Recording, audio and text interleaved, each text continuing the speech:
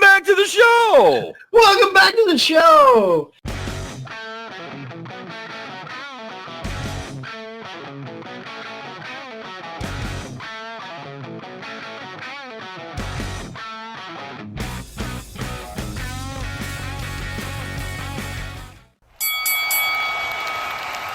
And now, your hosts of the Card Subject to Change podcast, the For Frequency's Sake Tag Team Champions of the World, the Wizard CZ, and Never Wrong Nick Bull.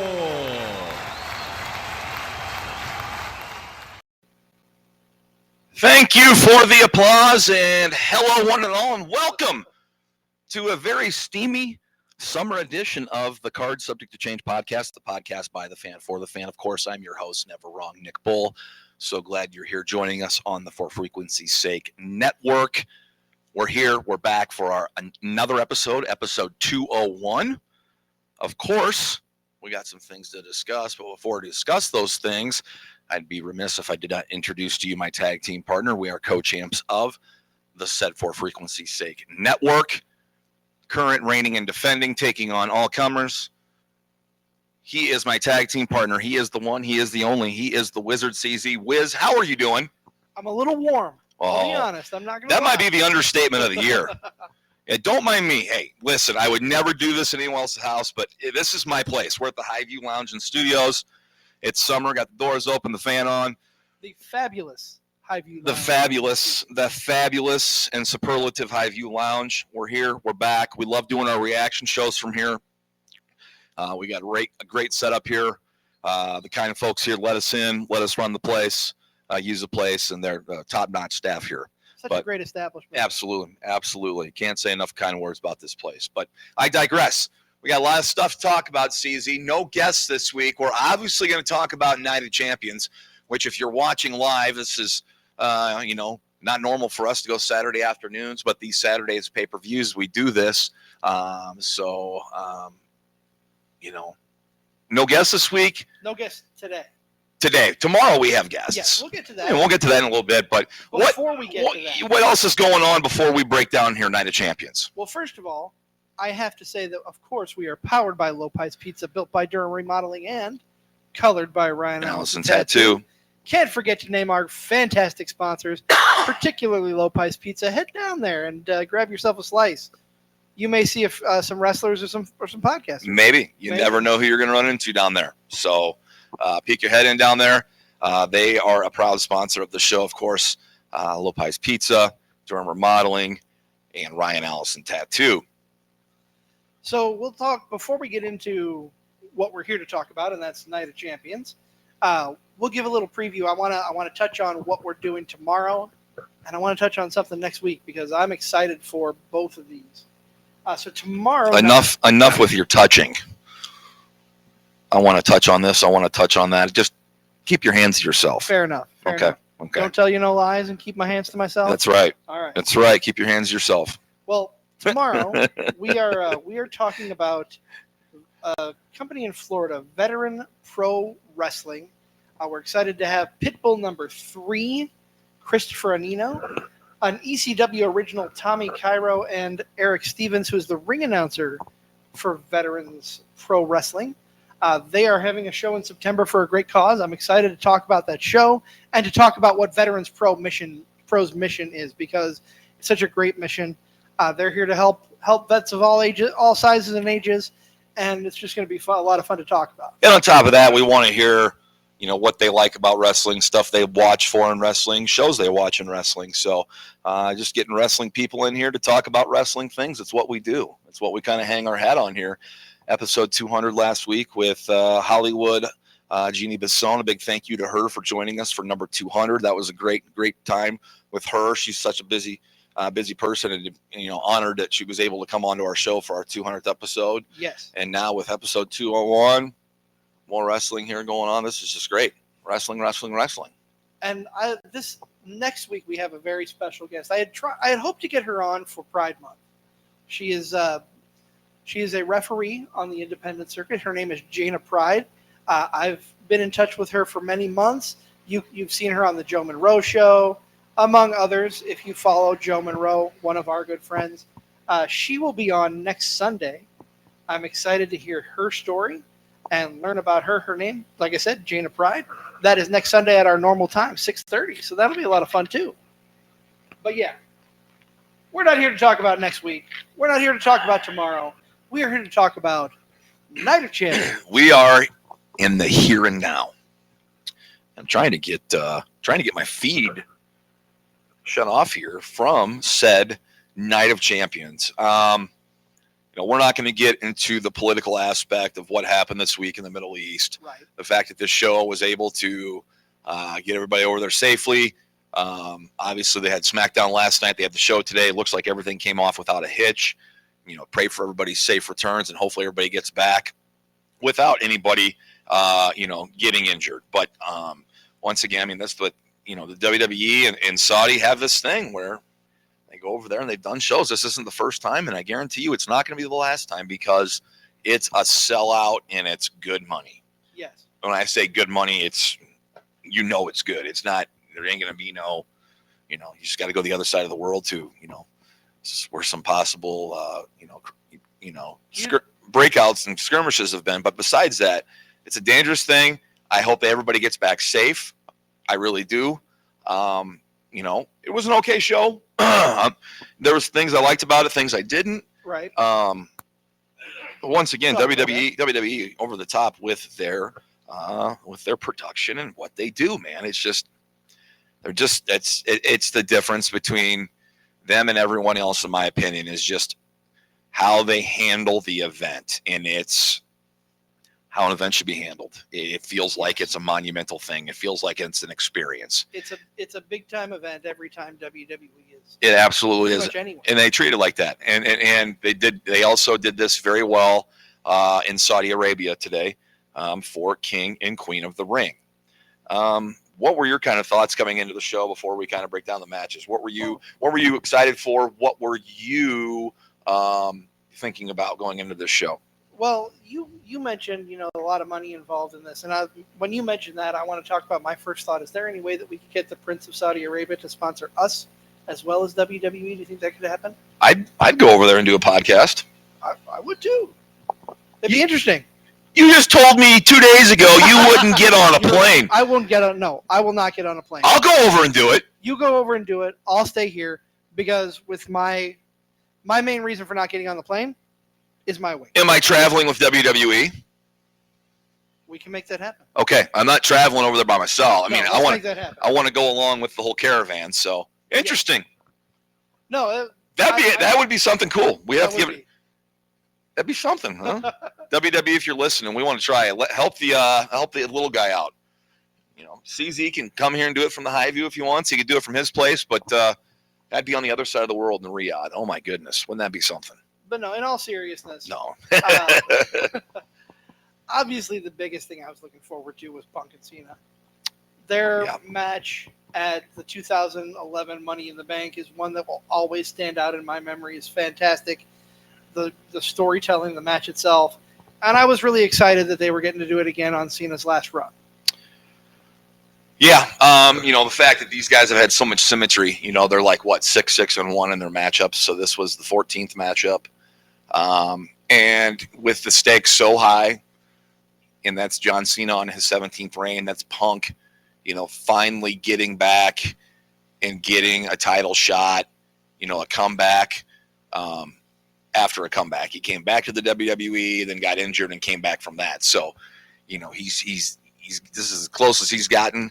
The best possible chance he's had into winning a WWE championship since he's been back. Yes. From his time in AEW and his time away from WWE. So, yeah, I was excited for that. I felt like something was going to happen at the end of the match, which it did. We'll get down to that in a second. But, no, I was excited for that. And I was excited for Sami Zayn and Karrion Kross going in. Just because Karrion Kross, I follow him on social media. I know he's trying to get on shows. He's doing the best he can so they can make time and put him on. This is his first PLE since WrestleMania 40 night. 2. Yes, Yeah. night 2 in Philly. Yep. So not quite a year and a half, but closing in on. it. So, I mean, I know stuff happens, injuries, writing, whatnot. Things may not work. I was excited going into this event to see what that match gave because I knew Sami Zayn is one of the best, the better in-ring workers on the roster. And when it comes to, he can take a good ass kicking. Yes. Like when the opponent on Sami is laying in their offense, it's legit. And it looks like it is taking a toll on Sami. He is so good at that. But Well, he learned from the best in El Generico. He did. So I was really looking forward to that, even though there was really nothing on the line other than finally seeing Karrion Kross on a PLE. And, I'll even go out of the way and say that I was looking forward to Solo and Jacob. Mm-hmm. Anytime a secondary title is defended on a pay-per-view nowadays, it's a big deal because it doesn't happen as often. Like maybe they'll throw one in every other pay-per-view. Mm-hmm. But you don't see a lot of the secondary titles defended unless it's on one of the big shows. WrestleMania, SummerSlam. I think it's another thing that bothered us. We talked about it during the show. It's Night of Champions, and we only had 2 yes. Title matches. And give me a quick count. How many active championship titles are there in WWE? I want to say, is it 9? Yes. Counting the women's tag, it's 9. Okay. 4 for the men. 10. 4 for the men. 4 for the women. 2 tag titles, so that's 10. And then 11. So 11. The women's tag. Okay.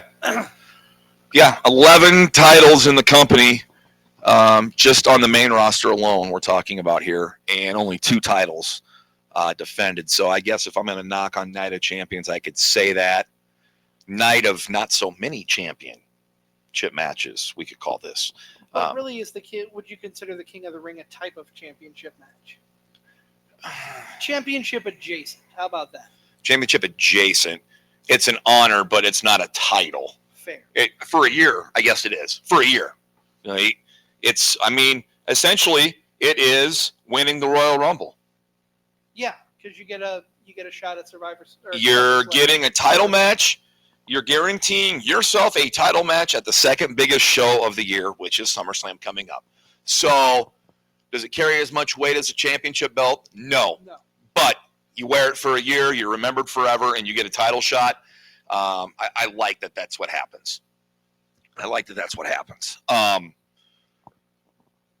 guess we'll start this out. What match let you down the most? That's really tough. That's a really tough call.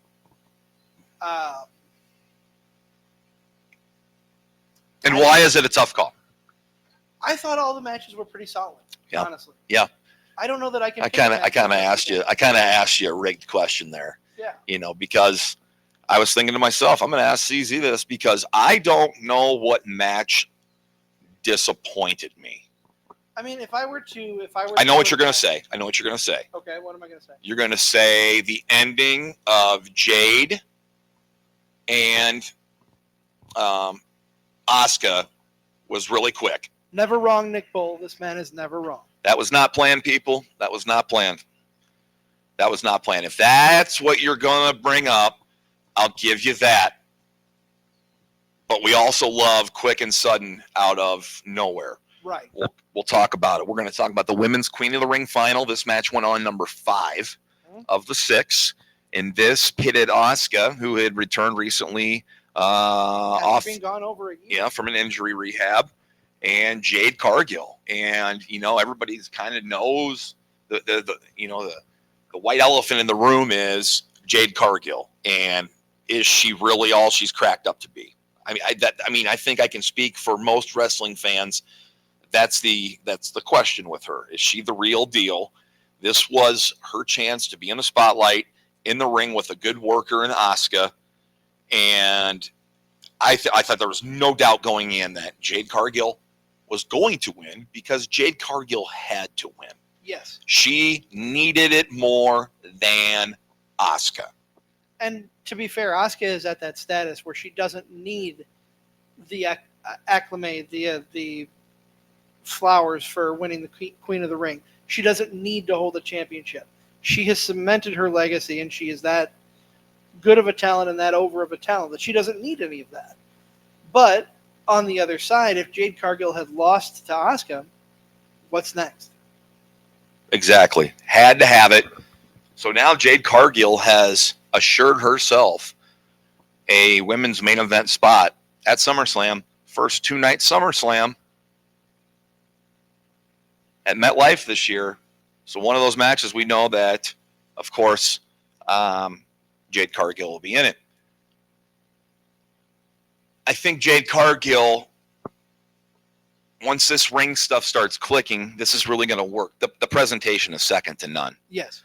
Her coming out, for you comic book fans or Marvel fans out there, superhero movie fans, comes out as Marvel's Marvel X-Men Storm. Okay? She fits it to a T. 100%. Fits it to the T. The hair's bleached, the contacts, the costume, The ring gear. Spot on. She had a cape that she wore too. It was just spot on. Great presentation. I see why WWE believes in her. I think she did better in this match. This is probably one of her better outings.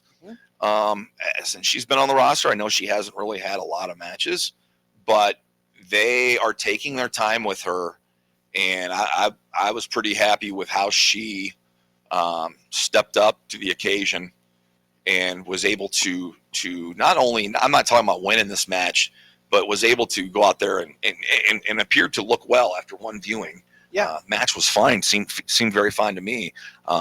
So, props to Jade Cargill and props to Asuka. Good match. And I'm sure it's not comfortable wrestling in a full body suit like they were in Saudi Arabia. So let's give them some props there. Wrestling in gear they're not normally wrestling in. But no, I thought that match was fine. Yeah, I did. I just thought the abrupt ending was kind of out of nowhere, but that's why we like wrestling. So I gave it, I gave it, let it pass, let it slide. I didn't really. It's nice. I thought Asuka's shoulder wasn't down on 3. I thought we were going to get that again, like we got Gunther Randy Orton last year.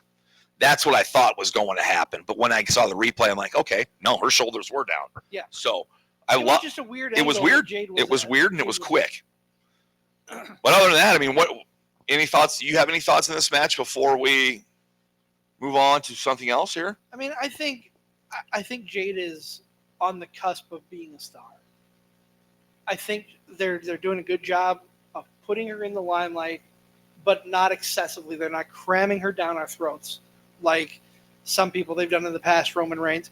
Are they treating her like WWE treated Brock Lesnar on his first run in 02? I can agree with that. Won the King of the Ring, then went on to go to SummerSlam and challenge The Rock at possibly the greatest SummerSlam of all time, 2002. Yes. I can see that. I mean, there's some parallels there.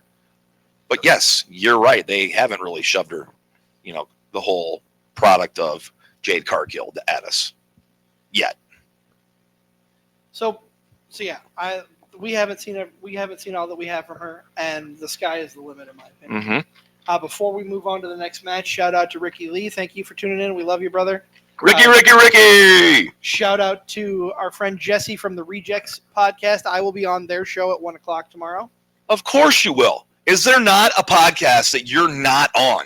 I'm not on the Chris Van Vliet show. I'm not on Insight. That might be the only one. It might be. During the week, hey, CZ, what do you got going on tonight? I'm doing a podcast. You're just something else, man. You're putting your name out there. You're creating a brand. You're carrying the flag for the card subject to change, which is literally right behind you, hanging on the wall. Yes. So you can even see it in the camera. Yeah, I know. I appreciate your efforts on these podcasts, but you're on another podcast. Tell us about it.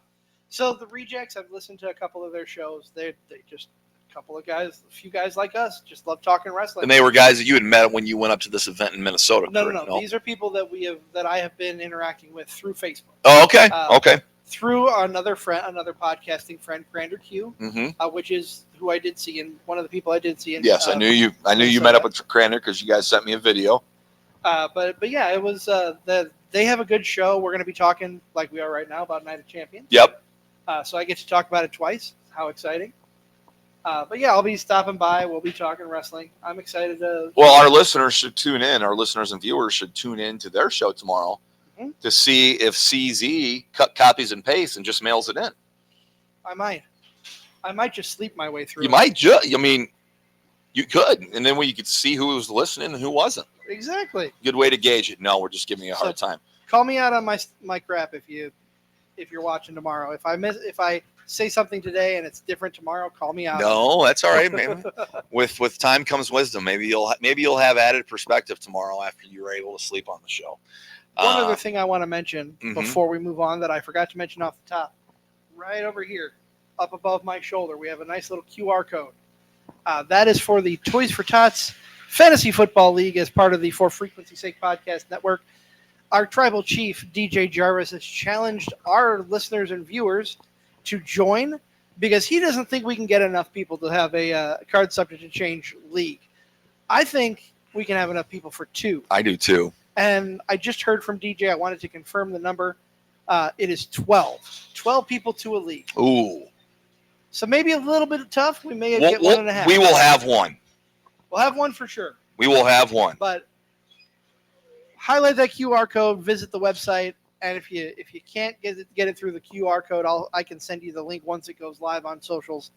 But yeah, we want as many people. This is for a good cause. It's for the Toys for Tots.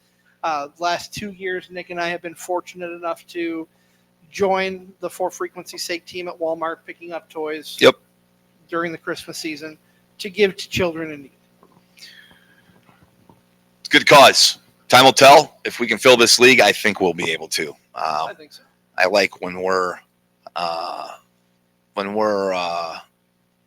challenged. Yeah, we're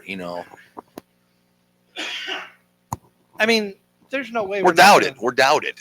Yeah, we're doubted. There's no way we're not going to fill this league, and you know why? Because we are the tag team champions of the world. We're going to fill it. We're going to fill it, and we hope to see you in it. Stay tuned. Stay tuned. We will have some fun with that, and maybe do some league exclusive stuff for you guys out there. Yeah, absolutely. Anyway, we digress. What match are we talking about next? Enough promoting. We're talking about the women. Let's stick with the women. Okay. Let's talk about the street fight. Okay. The Riyadh Boulevard. The Riyadh Boulevard street fight. Street fight. Wow. You ever seen one of those? No, not until today. Yeah, me neither. Me neither. Here's the thing. You had 2 attractive women in leather whipping each other. Rhea was literally whipping Raquel with her studded belt at one point. And then you got a third woman, beautiful woman in leather coming in. I'm not trying to be that guy, but extremely talented women in the ring in Raquel and Rhea, and they went all out. This was a lot of fun. The ending, I was a little surprised they didn't go through the table.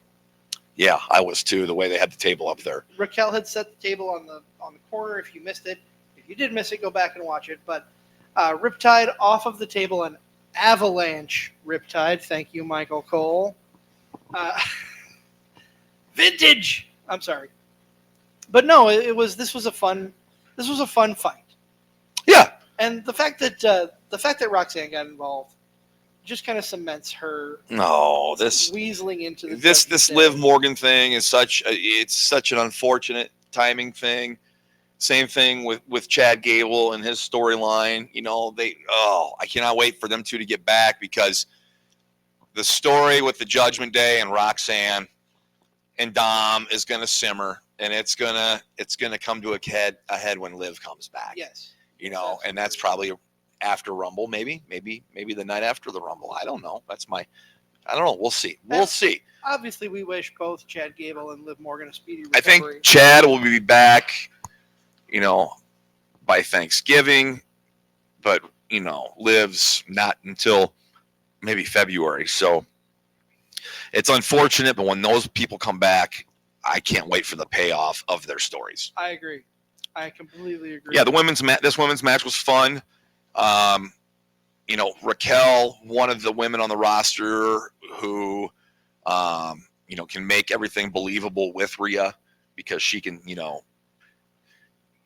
give out as much punishment as Rhea can, so, size-wise, Rhea doesn't have much of an advantage or one at all. Right. So it's good to see a match like that in the women's division. It's also good to see a women's division match where, they bend the rules and push it a little bit. We've got Evolution coming up on July 5th for the women. July 13th. 13th, I'm sorry. It wasn't initially July 5th. They moved it to the 13th. I'm sorry. On July 13th. So they're going to have to start booking matches for that. That is your next WWE event because the next major PLE with everybody included is SummerSlam night 1 on August 2nd. So, Can I just throw this out there? Sure. It's nice to see that Raquel is getting some time on her own. She is, to my knowledge, a former NXT Women's Champion. She held the belt briefly. Mm-hmm. And since then, since they changed her, since the edict came down a few years ago from VKM, no real names, and they changed her from Raquel Gonzalez to Raquel Rodriguez, she has just been kind of swept under the rug. And I know there's been an injury involved in that time since then, but it feels like she hasn't got as much attention as she could have. Yeah, she was on the shelf for quite some time. Starting to go on this run with Liv, and as tag champs, they're still the tag champs. I think we're going to see Roxanne stepping in and filling in for her, which is even going to make it better when Liv comes back. I mean, they're going to completely have forgotten about Liv. They're going to be loving Roxanne, and it's going to be hell to pay when Liv Morgan comes back. It's going to be excellent to watch. That's a story. That's a story that's sitting there simmering. I'm giving them every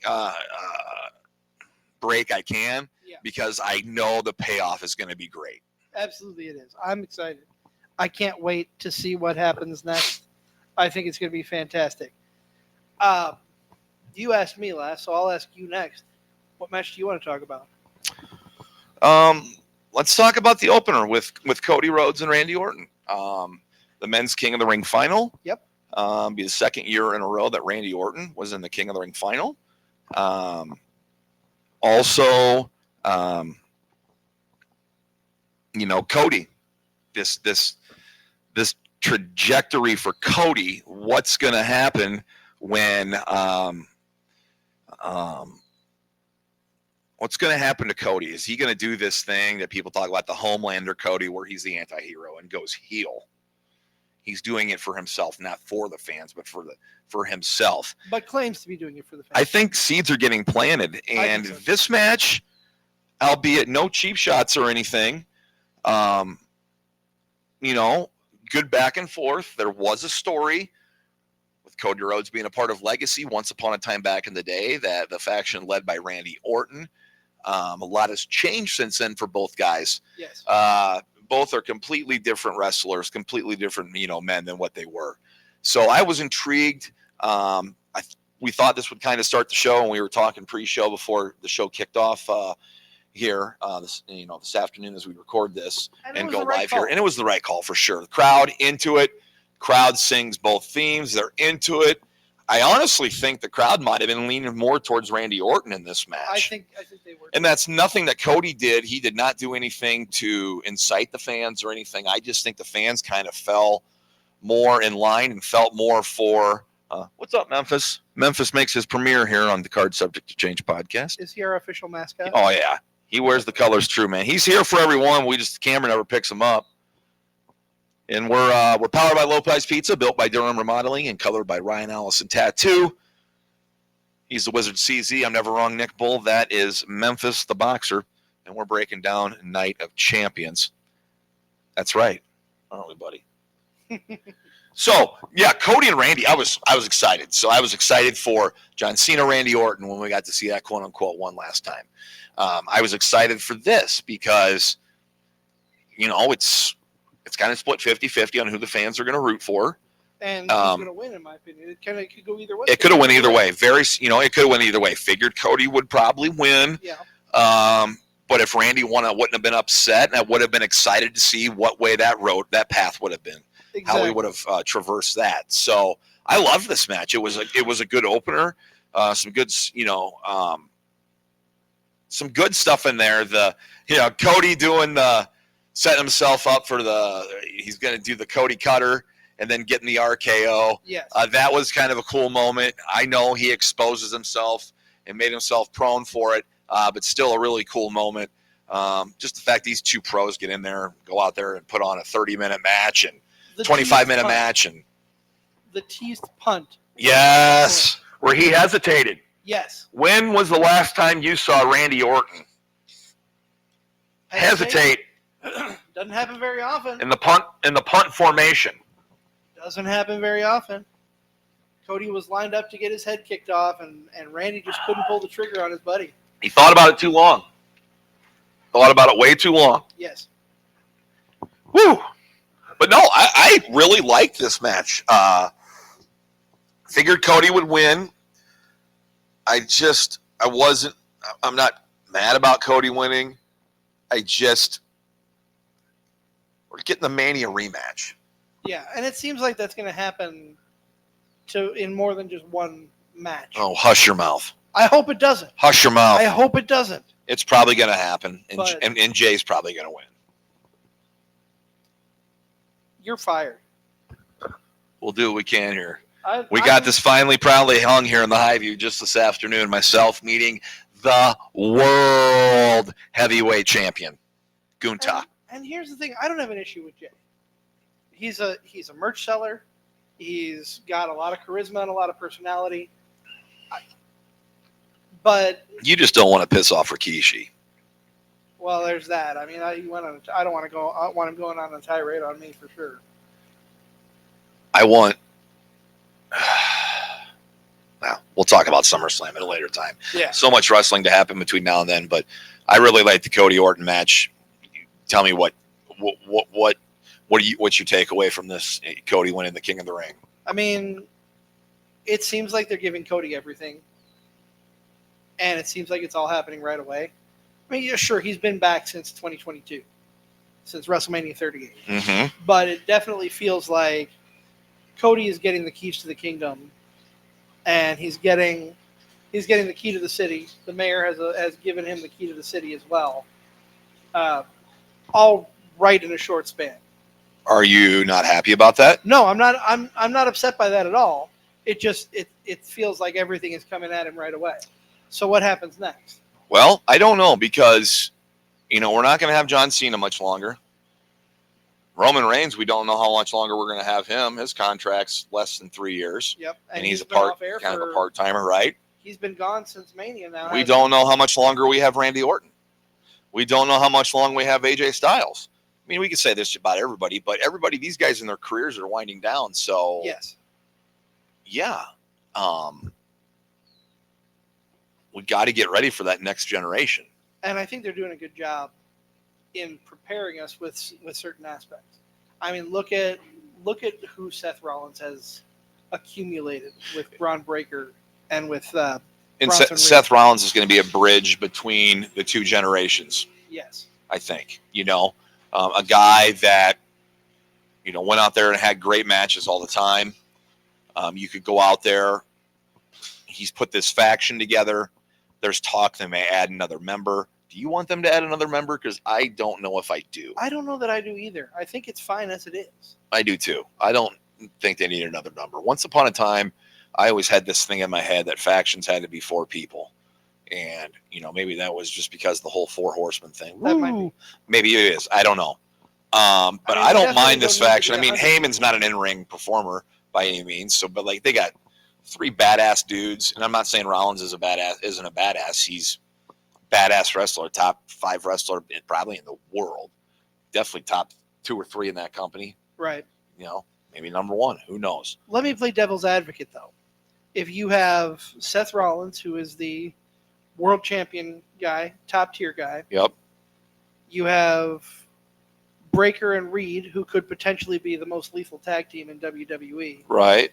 Do we add one more for that secondary title?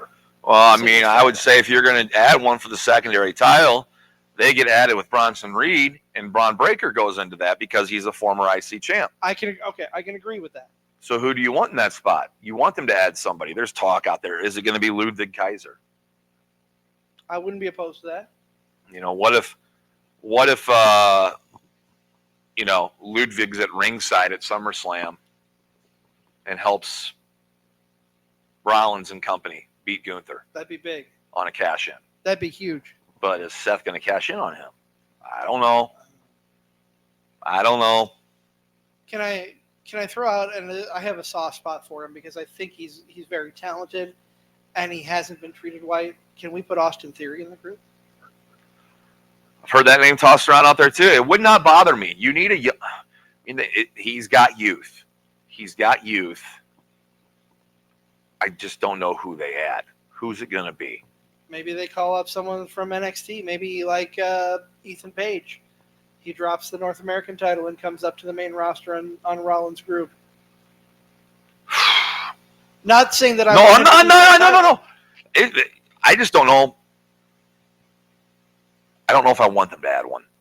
No, and I can agree. I'm not disagreeing with you, but on the other side of things, look at Evolution. You had 4 in-ring competitors. I know. The Horsemen had 4 in-ring competitors, and they had J.J. Dillon at their back, holding the microphone like Paul Heyman is. Right. So there's precedence for a 4th in-ring competitor in a faction. And I wouldn't be upset with it, but I don't know, like you, I don't know that I want to see it. It depends on who they pick. I know at times the Wyatt family, the Bray Wyatt incarnations of it, had 4 when they had Daniel Bryan and Randy Orton join. Well, besides that, they were a 3-person crew. The Shield was a 3-person crew. I don't know. Is 3 people the new faction thing? Possibly. I think it probably has moved to that. But I mean, look at the Bloodline. Yeah, that's kind of, yeah. I guess a faction. If it looks like a duck, quacks like a duck, it's a faction. Yeah. No, I know. I guess time will tell. Like I said, it depends on who the person is. If they put a 4th man, a 4th in-ring competitor in that group, Right. It depends on who it is. Where we go next, partner? Well, we got 2 more matches.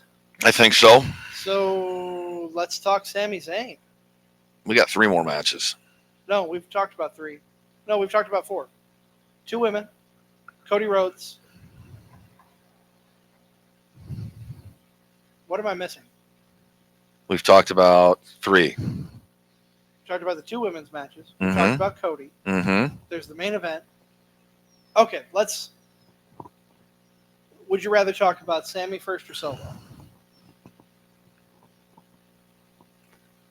Surprised me. Well, Solo getting his first singles title is big, in my opinion. Tell me why. Because he's kind of been, I feel like he's been floundering. I know he's been the leader of the new bloodline, but I don't think he's found his place. I don't think he's cemented himself on the main roster. And he's kind of got his own faction now. Yes. It's kind of official. Big physical, good story between Solo and Jacob Fatu building to this. It kind of had that feeling that Solo, the same way with Jade Cargill, she needed the match more than Asuka. Fatu needed the match more than Sikoa needed the match more than Fatu. 100%. Absolutely needed it. Got it. Gets the advantage and wins by getting the advantage by getting a returning Tongaloa and a debuting Name to be determined. not named on camera or the show, but a Hikuleo. He's a big dude. He's a big dude, 6'8". He is a big dude. That is Haku's son. He has now pledged his allegiance, it appears, to be with Solo. So now Solo, what does he call this? The new bloodline? I hope not. Because we've been through the new bloodline. Well, it's got to have a new name. Yeah, it's got to have a new But name. what's it going to be? That's a great question. I don't know that I have a good answer. I mean, They're not just gonna call it the bloodline, are they? I would hope not. We need to stop recycling that. We This will be the third incarnation of the bloodline. And it's not really, it's got to be something different. Yeah, 100%. Regardless, it's got Solo Sikoa, JC Mateo, Tongaloa, and the yet to be named in WWE 6'8" Hikuleo. Yep, there you go. And then where does Tama Tonga line up with all of this? Oh, I'm sure. I don't know. I'm sure. I would guess he would go back with Solo when he returns. But you've also got to look on the horizon here. We're only a few months shy of War Games. I know. That means it's going to be getting colder, CZ. And it's November, man. I don't even want to think about it. But yeah, you're right. I don't either. You're right. It's gonna probably go that way. So time will tell. And Jacob has a few people that he can rely on. He's got Jimmy Uso. Mm-hmm. Jimmy could bring in Jay. Mm-hmm. We could potentially see Roman return. We could. And then that question mark on Tama Tonga. Right. And I don't know the timetable for Tama Tonga's return. I really don't. I don't know off the top of my head. You guys do out there, please chime in. Let us know. We love to interact. And we are live, of course, here from the spacious, palatial Highview Studio Lounge and Studios. I am Never Wrong Nick Bull. He is the Wizard CZ. This is the Card Subject to Change podcast, the podcast by the fan for the fan, breaking down Night of Champions for you. And of course, our champion sponsors. We are powered by Lopez Pizza, built by Dura Remodeling, and colored by Ryan Allison Tattoo. Pow.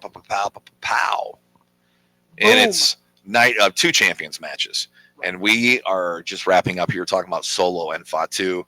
Obviously, probably this comes to a head quicker at SummerSlam and then probably finishes off at War Games maybe. But SummerSlam's going to be having 2 nights, so plenty of spots on each show. But you got to know that those spots are going to be very coveted. And there's so many people out right now too, so it's time for people to step up. Yes. 10 wrestlers out right now with injuries or taking time off to heal. So very interesting things coming on the horizon. We've got one more thing to talk about on Night of Champions. 2 more. 2 more. One more before we hit the main event. Okay. And that's Karrion Kross. Yes, and Sami Zayn. Yes. Oh, you mentioned it off the top of the show. WrestleMania 40 was the last time Karrion Kross was on a PLE. Mm-hmm. Way too long for him to go between appearances on the big stage. I would agree. Karrion Kross is a former 2-time NXT champion, or just 1? I think he's a 2-time champion. That's what I thought too. 2-time champion. Was tremendous in NXT. Knows how to get the crowd behind him. He has done so much in the last couple of months to get his name out there, to make sure he is known. And the merch sales show it. It's about time, and I think this was the right opponent. But as much as I love Sami Zayn, I kind of don't know that this was the right call for Sami to win. Yeah, I don't know what it is with Karrion Kross. He's gotten himself over. The fans are behind him. It just seems like something's missing there. What is it? I don't know. Is he lumber around the ring too much? Is he too slow? What is it? Because you get the match after it was Solo and Fatu, and those guys are just going a million miles per hour, and they're big dudes. So I don't know if there's something that he's not 100%. But I want him to succeed. I want him to be on these shows. I hope we see him at SummerSlam. But man, I got a feeling like he's going to be one of these names we see with the next round of cuts. And that's unfortunate. It is. But I hope he does it. I want him to be in the WWE. Yes. That's where he should be. Yes. He belongs there. He looks like he belongs there. He feels like he belongs there. And you say he lumbers around the ring. I say he's methodical. Okay. His wrestling style is methodical. Okay. everything he does is with a purpose. Okay. And that shows not only in the ring, but that shows with everything he does backstage. Okay. You Oh, see him lurking in the background like that. every once in a while. You're right. You're right. You see him interacting with like the AJ Styles, pushing AJ to be more than he is, to get back to the ruthless AJ Styles. You see him taunting Sami Zayn.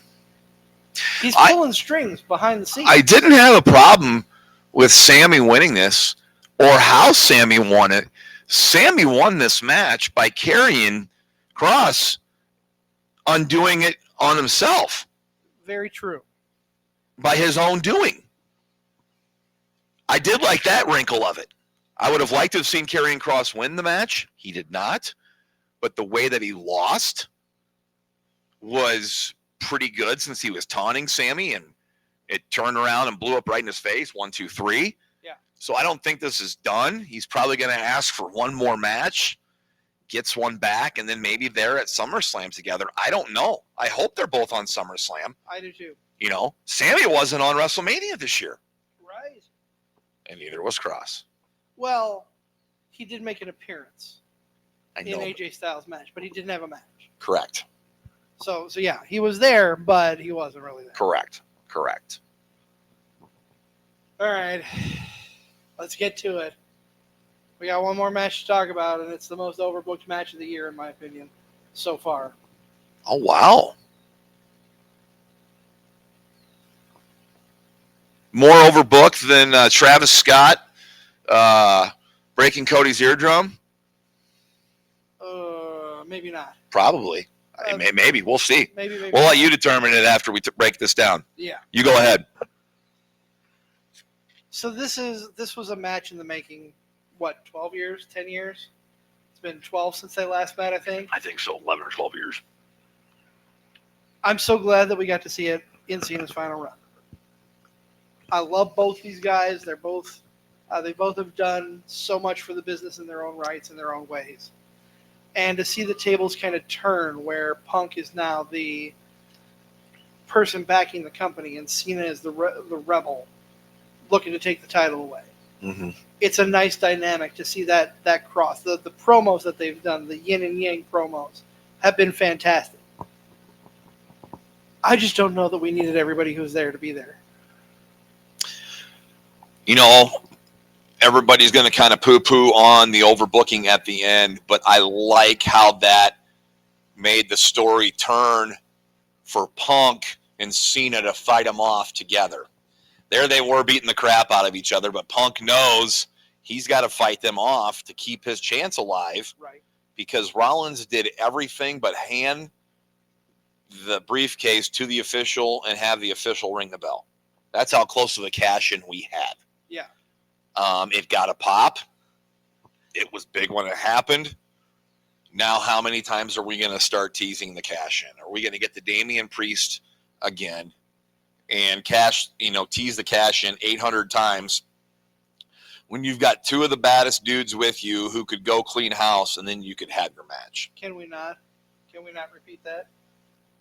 Yeah, let's do it now. I mean, I would have been fine they did it here. Yeah, I know people would have thrown a fit because it happened in Saudi. I don't care. I don't. I want it to happen. What was your favorite moment of this match? Before I tell you mine. My favorite moment is when Punk goes, he's in there fighting his ass off against Cena. He's worn out. He doesn't know what else to do. And Rollins' music hits. And that's when Punk had to turn and focus his attention on Rollins' group, whatever they're calling themselves. The Vision. I don't know what they're calling themselves. I don't know that they have a name. When he went into that mode, he didn't want to, but he had to to protect his chance at the title. There's nothing he hates more than Seth Rollins. And that was probably my second favorite moment, and it's real close. What was your first? Charles Robinson. Oh, we're gonna have a new meme.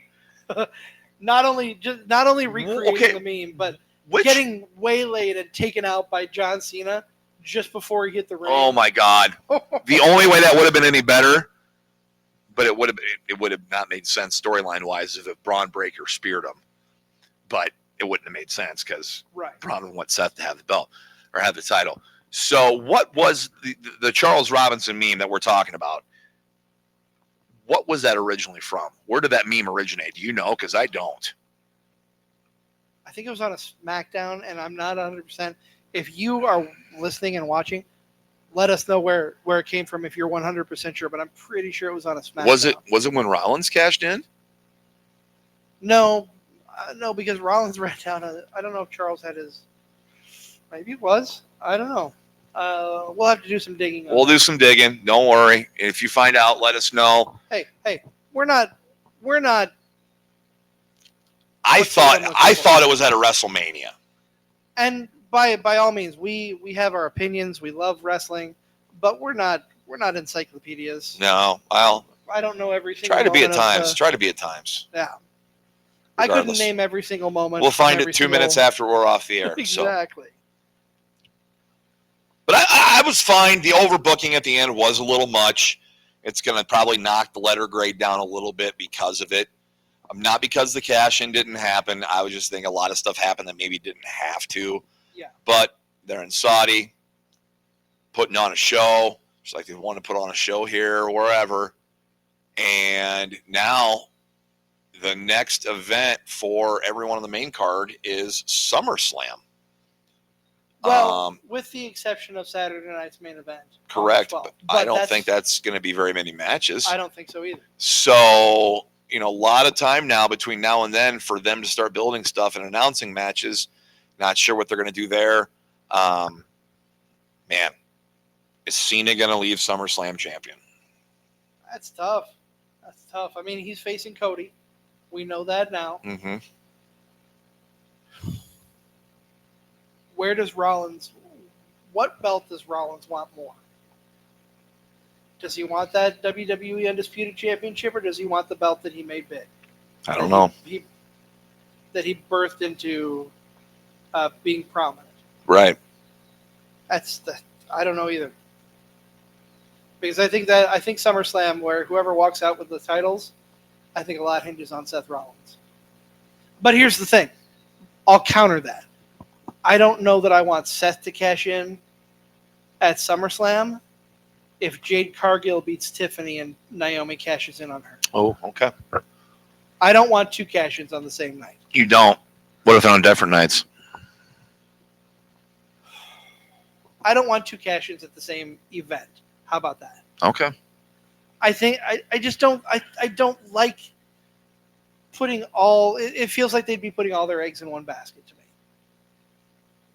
And I'm not saying it would be bad. I just personally I would rather see one cash in happen at SummerSlam and then let Seth the way I'd book it, let Seth cash in down the road. Because Jade Cargill is on the road to face Tiffany Stratton at SummerSlam. And Naomi with that briefcase is going to be eyeing that match real close. For sure.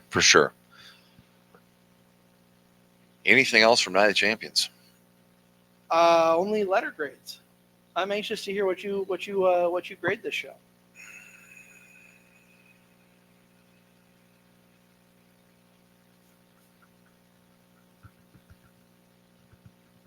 I know. C plus, 78. Kind of where I was leaning. C plus. Torn between B minus and a C plus. It's right on that cusp. 78, 79. I'm going C plus. Yeah, I think I can agree with that. Nothing horrible. Nothing truly great. Just some solid stuff with some overbooking at the end. They're kind of just like, took it away from me. But still a good fun. I mean, I was entertained this afternoon. I had a good time watching it. Yeah. Still a fun show to watch and bring to you. And had a good time sitting here doing it. Unconventionally, of course, kind of casual Saturday here at the Highview for the Card Subject to Change podcast. But yeah, I think that just about puts a bow on things for Night of Champions. It does. And if you've been tuned in, I want to thank you for joining us on our venture through Night of Champions. This is episode 201, Kings, Queens, and Champions. We'll be back tomorrow for episode 202. Wrestling and Heroes is what we're calling it, or Heroes and Wrestling. Let's just throw that graphic up and see what I called it. Let's go. It's warm. I know. My brain is in the warm. Heroes and Wrestling. We've got Pitbull number 3, Chris Anino. Sorry, I spelled his name wrong. Now I mispronounced his name, Christopher. I'm so sorry. You can give me all the crap you need to tomorrow. Tommy Cairo and Eric Stevens also joining us. Tommy Cairo, an ECW original. And we're talking Eastern Championship Wrestling, not just Extreme Championship Wrestling. Correct. Way back. That's tomorrow at our normal time, 6:30.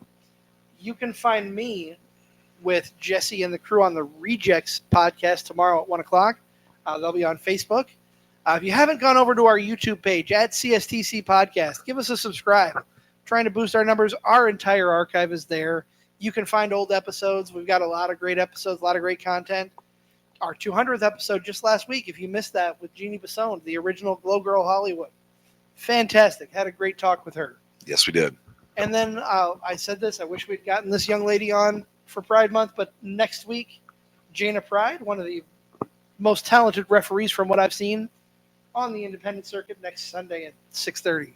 So we got a lot of good stuff coming up. July is just crammed full of goodness. Yeah, July 12th might be the biggest wrestling event hit day in the history of wrestling events. I think every promotion that can have an event is having one on July 12th. Yes. We're still trying to wrap our heads on how we're going to bring that to you, what we're going to do. But stand assured, we'll have something here for you on the Card Subject to Change podcast, of course. Powered by Lopez Pizza, built by Durham Remodeling, colored by Ryan Allison Tattoo. And one last note, don't forget our little QR code right above my hand here. 12 people to a league. We want 11 of you because one of us is going to be the number 12. Hell, we want 22 of you so we can have 2 leagues. That'd be fun. Get us all, go to the QR code, sign up. It's for a great cause. Just a donation to Toys for Tots, get you in the league. And let them know let DJ, let the tribal chief know you want to be part of Card Subject to Change. We will get that together. We want to make sure he knows that we are the best podcast on the For Frequency's Sake podcast network. Am I wrong, my friend? You're not wrong. Someone had to say it.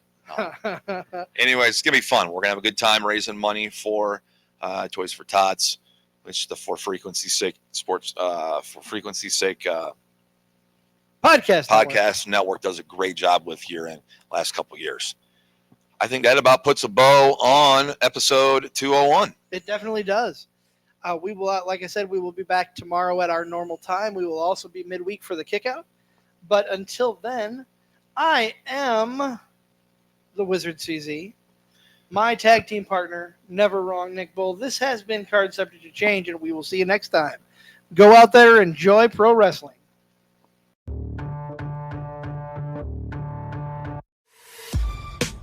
This has been a For Frequency's Sake Podcast Network production. For more great content, subscribe to For Frequency's Sake on YouTube, Facebook, and Twitter.